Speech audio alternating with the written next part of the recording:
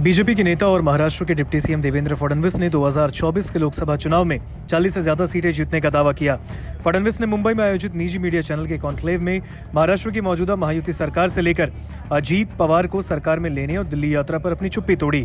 फडणवीस ने कहा कि उनकी दिल्ली यात्रा पहले से थी।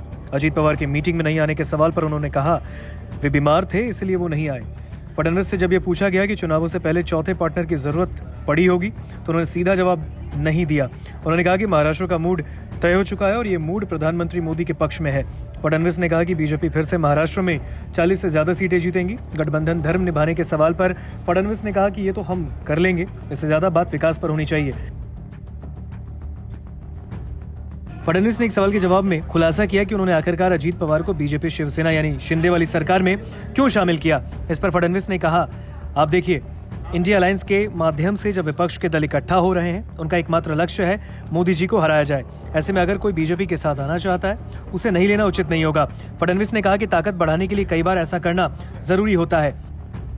महाराष्ट्र में शिवसेना और अजीत पवार की गुट के सहारे सरकार चला रहे देवेंद्र फडणवीस से जब पूछा गया कि क्या वो लोकसभा चुनावों से पहले किसे चौथे पार्टनर का साथ लेंगे, तो उन्होंने इसका जवाब नहीं दिया और कहा, विकास पर बात कीजिए। फडणवीस ने दावा किया कि देश के मूड से महाराष्ट्र का मूड अलग है। देश के महानगरों में पीएम मोदी की रेटिंग बहुत ज्यादा है। फडणवीस ने कहा कि इसमें अगर तुलना करेंगे तो मुंबई ऐसा शहर है जहां पीएम मोदी की रेटिंग सर्वाधिक है। उन्होंने दावा किया कि लोकसभा चुनाव में लोगों का मूड बीजेपी के प्रति अच्छा रहेगा। फडणवीस ने कहा कि मैं दावे के साथ कह सकता हूं कि बीजेपी राज्य में 40 से ज्यादा सीटें जीतेगी। फडणवीस ने कहा कि एकनाथ शिंदे और अजीत पवार के आने से महाराष्ट्र में बीजेपी की ताकत बढ़ी। फडणवीस ने कहा कि अजीत पवार के आने से हमें खुशी है। उनसे जब पूछा गया कि 1 साल पहले अजीत पवार विलेन नंबर 1 थे, पार्टी कार्यकर्ता उनके आने से नाखुश हैं, तो फडणवीस ने कहा, आप पार्टी कार्यकर्ताओं की चिंता मत करिए। अजीत पवार को लेने पर उन्होंने आखिर में इंडिया अलायंस का उदाहरण दिया और कहा कि वे पहले से साथ थे।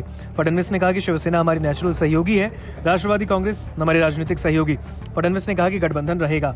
डिप्टी सीएम देवेंद्र फडणवीस ने जातीय गणना की मांग नकारा नहीं की है। उन्होंने कहा कि बिहार में जो जातीय जनगणना हुई या इससे पहले जो इस तरह की चीजें हुई, उनके आउटकम का अध्ययन करेंगे और देखेंगे कि सभी के विकास के लिए क्या हो सकता है। देवेंद्र फडणवीस ने कहा कि हम जातीय जनगणना के जरिए देश में जाति को नहीं लड़ा सकते।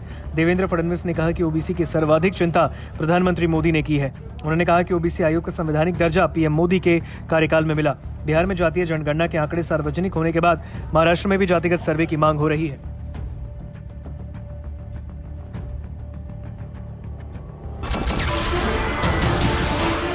नमस्कार, मैं हूं मानक गुप्ता।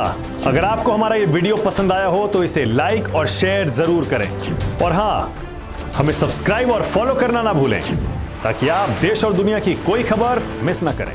तो जुड़े रहिए हमारे साथ और देखते रहिए न्यूज़ 24।